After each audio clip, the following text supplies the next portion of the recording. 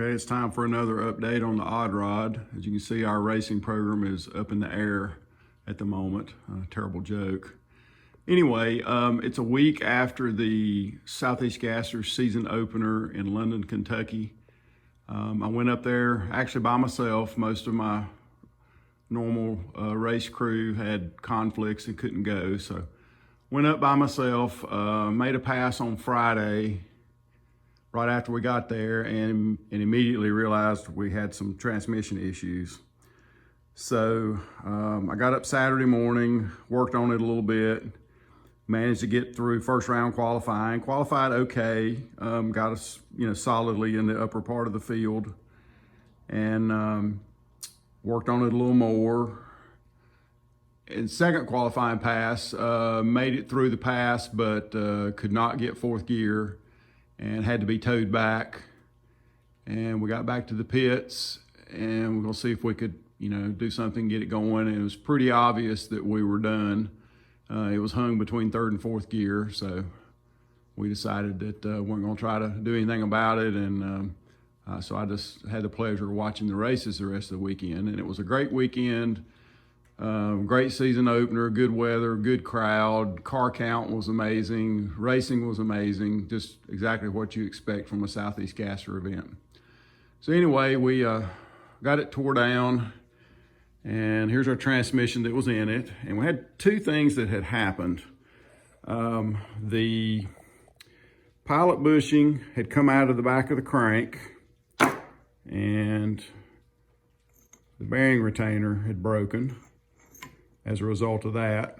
And then internally, the third, fourth slider had burred up and got stuck, which is not that uncommon with a pro-shifted transmission, especially if you're not diligent about your maintenance. And obviously, I wasn't diligent enough. It had been a little while since I had torn it down and deburred everything because it was giving us no trouble.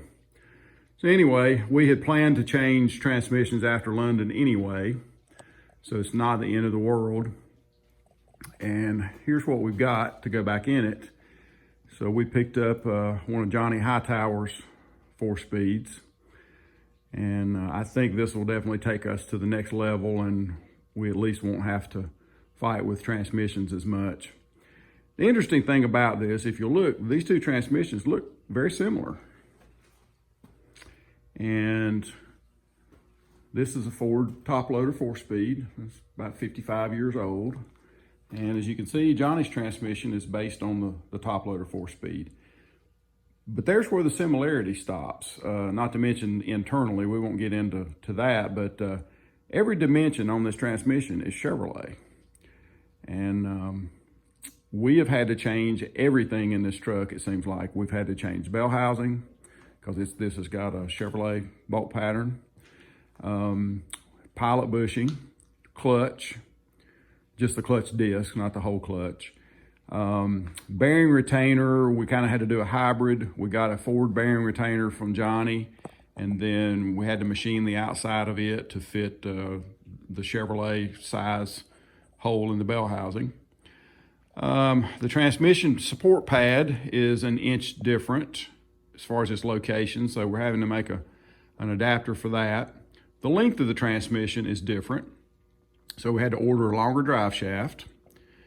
The transmission yoke is different. We ordered that with the transmission. And we've also had to cut some floor out, additional floor, to make room for the shifter. So a little more involved than we thought. Not complaining. This is just part of it. These cars are so custom built, it's not funny, and there's seldom two of them that are very much alike, so it's just part of it. And if this was easy, everybody would do it. But we got our work cut out for us. We have a little over a week before we load up and head to Mooresville, North Carolina, for race number 2 of the Sega season. And so if everything goes well, we've got all the parts on site to finish reassembling this, except for drive shaft, and it should be here this week. So I think we're gonna be okay, but we got plenty to do. We got the interior out of it right now. We're also going to be adding one of these. This is a Volkswagen steering stabilizer. And of course we weigh everything now. Just kind of see where we're at. We're trying to trim as much weight as we can, but we figured we've got so many different parts on the odd rod, we needed something off of a Volkswagen. So no, that's not the reason that we're doing it. We've been watching videos from our launches, and if you watch them frame by frame, when this thing comes down from a wheelie, it's got a scary, what's called a death wobble, where the front wheels get into this little vibration. And I've never felt it in the truck. The truck drives great. It's never been unstable. It's never felt like it's trying to, take me somewhere I don't need to go. But when you look at it frame by frame, it's scary to see how much the front tires wiggle back and forth for a split second until the thing settles down, I guess, and gets some weight back on it. And this is a common thing with straight axle gasser. Any of the seasoned racers will tell you that.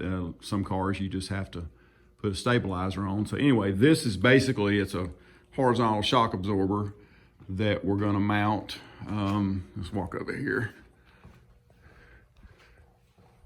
It's going to connect the drag link and the axle. So, and what it does is it prevents quick motion by the shock absorber feature. So anyway, we got to have some brackets made for that and get that put on. So that's kind of where we're at. I just wanted to update everybody. Hopefully we'll have no issues with the Mooresville race as far as it going on amidst the COVID. And any of you guys that are in North Carolina, I know we have a lot of friends in North Carolina because that's where we're from. And any of you guys that have ever wanted to come out and witness this craziness that we do, Mooresville would be the place to come. And it is last weekend in June, the last Saturday in June will be the race. We'll be there for a few days, both testing and visiting some family and friends. So we hope that you'll come out and see us, and more importantly, see all of the Southeast Gasser Association. And I promise you they will not disappoint you. We might disappoint you, but I promise you the Southeast Gassers will not disappoint you. So everybody, hope we see you at Mooresville. And until next time, thanks for watching.